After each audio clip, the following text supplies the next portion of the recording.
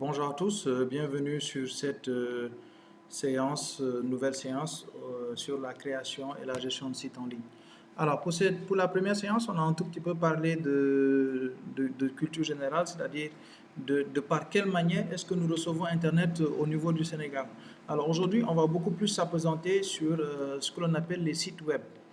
Alors, aujourd'hui, par définition générale, un site web est un ensemble de pages web. Donc, et très souvent, on dit site web. Alors, dans la majeure partie, par abus de langage, beaucoup disent site internet. Donc, je l'ai indiqué dans la vidéo passée. C'est-à-dire, aujourd'hui, on se connecte d'abord sur Internet pour ensuite accéder au web.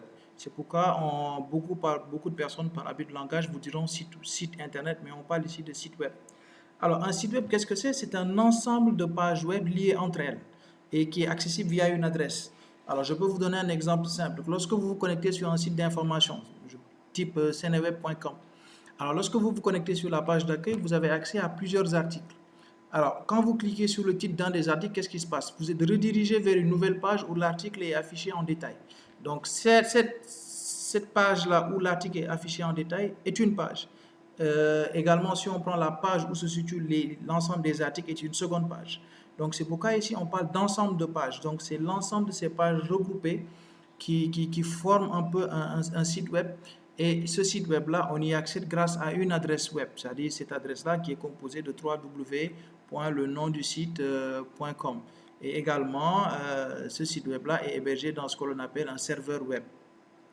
Alors, quand on parle des sites, alors dans les sites web, on a deux types de sites web. On a ce qu'on appelle des sites statiques et des sites dynamiques. Alors aujourd'hui, depuis même les années 2007 ou même 2005 ou légèrement un peu avant, on avait plus des sites dynamiques parce qu'un site dynamique, c'est tout simplement un site qui est dynamique, qui a une interaction, à la différence d'un site statique. Donc aujourd'hui, on voit de moins en moins de sites statiques, mais on a beaucoup plus de sites dynamiques. Alors très souvent, c'est les pirates informatiques qui sont très souvent à créer des sites statiques. Mais aujourd'hui, les sites sur lesquels on se connecte très souvent sont des sites dynamiques parce qu'elles proposent, comme je l'ai dit, cette interaction-là qui permet aujourd'hui ce dynamisme-là sur ces types de sites-là. Alors, parmi les sites, maintenant, si l'on sort de ces deux grandes parties, sites web et sites statiques et sites dynamiques, nous avons maintenant dans les sites différents types de sites web.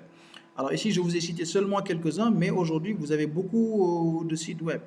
Alors, quand on parle de site web, on va parler par exemple de site vitrine. Alors, c'est quoi un site vitrine? C'est tout simplement un site qui représente une entreprise. Vous êtes une entreprise, vous voulez créer un site qui va mettre en avant vos produits et présenter votre entreprise, vous faites partie de la catégorie site vitrine. Une école de formation aujourd'hui veut créer un site, son site est un type site vitrine, c'est-à-dire dans ce site-là, il va se présenter, mettre ses filières, mettre ses produits, etc., etc. Donc dans ce cas-là, on parle de site vitrine. En général, elle est faite pour les entreprises qui veulent mettre en avant leur entreprise et également leurs produits, etc. Vous avez les sites de e-commerce. Alors, les sites de e-commerce, là, on parle un peu de boutiques en ligne. Alors, les sites de e-commerce, c'est tout simplement des sites où l'achat est fait directement sur Internet. Donc, c'est des boutiques en ligne où l'achat est fait directement sur Internet. Donc, c'est des sites où vous avez, ça dépend, ça peut être une boutique qui met en avant ses produits, ou ça peut être également une plateforme e-commerce qui met en avant plusieurs marchands. Donc, on est toujours dans le même cas, ce qu'on appelle des sites de e-commerce. Alors, les sites événementiels, maintenant, c'est par rapport à un événement. Alors, très souvent, les sites d'événementiels sont utilisés par des personnes qui sont dans la communication, tels que les artistes. Par exemple, un artiste a mis sur le marché un nouvel album. Et durant la période de promotion de cet album-là, il y a un site qui accompagne cette promotion-là. Donc, le site va indiquer un peu, va parler de l'album, etc. Donc, dès que la campagne est terminée, le site également s'arrête également. Donc, au-delà de cette liste que je vous ai exaucée, vous avez des sites d'information, donc pour les journalistes. Vous avez des sites d'annonces. Donc, aujourd'hui, vous avez plein de sites qui vous permettent de retrouver des annonces telles que Expad. Vous avez des sites qui vous permettent de rechercher du travail, etc., etc. Vous avez des blogs d'entreprise également. Pour ces blocs d'entreprise, c'est ici un peu ce que l'on appelle un espace qui permet à l'entreprise de communiquer un peu avec sa clientèle. Alors, quand on parle de site, tout à l'heure je vous l'ai dit, Un site, c'est un ensemble de pages accessibles via une adresse. Alors, cette adresse-là, on va l'appeler ce qu'on appelle le nom de domaine. Le nom de domaine va correspondre à l'accès, à l'adresse du site. Alors, aujourd'hui, le nom de domaine, si on devait la définir, on va la définir comme étant le nom qui va porter le site web. Alors, il est renouvelable tous les ans chez un hébergeur. Et le nom de domaine aujourd'hui, c'est des domaines uniques sous le registre de l'ICANN. Donc aujourd'hui, l'ICANN est une entité qui gère l'ensemble des noms de domaine qui sont mis en place sur Internet. Donc le schéma que vous observez ici, vous avez le nom de domaine en vert et vous avez l'extension. On va venir tout à l'heure sur l'extension, mais vous avez le protocole de communication HTTP. HTTP, c'est un protocole de communication, c'est-à-dire c'est la manière dont l'information est transmise du serveur à votre ordinateur de manière sécurisée. Donc vous avez quelquefois HTTP ou HTTPS. Le S qui est rajouté veut dire sécurité. Cela veut tout simplement dire que l'information que vous demandez vous est transmise de manière sécurisée, c'est-à-dire personne ne peut l'intercepter. Alors ici, le nom de domaine, c'est le nom que va porter votre site. Mais maintenant, le nom de domaine est accompagné de ce qu'on appelle une extension. Une extension, c'est ce que vous avez à la fin du nom. Le .com, le .fr, le .info, etc.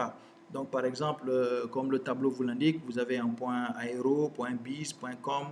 Alors, à une certaine époque, c'est-à-dire vers les années 2002-2003, à chaque fois que vous créez un site web, il fallait trouver l'extension correspondante. Par exemple, maintenant là, je parle vraiment des pays en Europe, en Amérique. Au Sénégal, cette réglementation n'est pas prise en compte. Mais par exemple, dans des pays comme la France, à une certaine époque, si vous vouliez créer un site d'information, il fallait par exemple mon site d'information.info. Comme ça, dès que l'utilisateur entend le nom de domaine et l'extension, il est en mesure de savoir quel type de site est-ce que il est en train d'entrer. Donc là, vous avez .edu, .gouv, etc., .org. Maintenant, c'est vers les années 2007 que ça a été libéralisé, où maintenant on donne la possibilité à tout un chacun, lors de la création du site, de choisir n'importe quelle extension. Alors aujourd'hui, l'extension la plus connue, c'est le .com. Le .com veut dire commercial, c'est-à-dire que votre site a une activité commerciale. Donc aujourd'hui, on le comprend comme ça, que lorsque vous voulez, vous mettez en place un site, par exemple, monsenegal.com, cela veut dire que votre site web a une extension .com, donc va générer une activité commerciale.